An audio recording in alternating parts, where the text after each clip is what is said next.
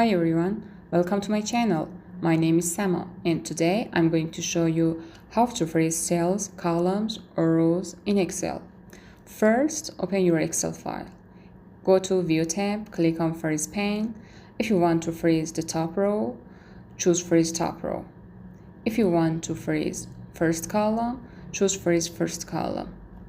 If you want to freeze one or more row, so click the next row and click on Freeze Panes.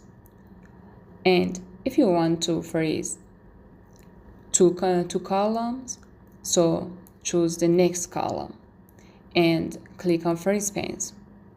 But sometimes you want both of them.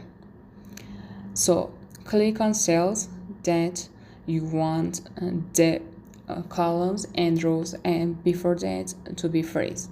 So choose that cells and then click on Freeze Pane. Okay, that's it. Now your headers or columns will stay in place while you scroll through your data. If you find this helpful, don't forget to subscribe to my channel for more tips.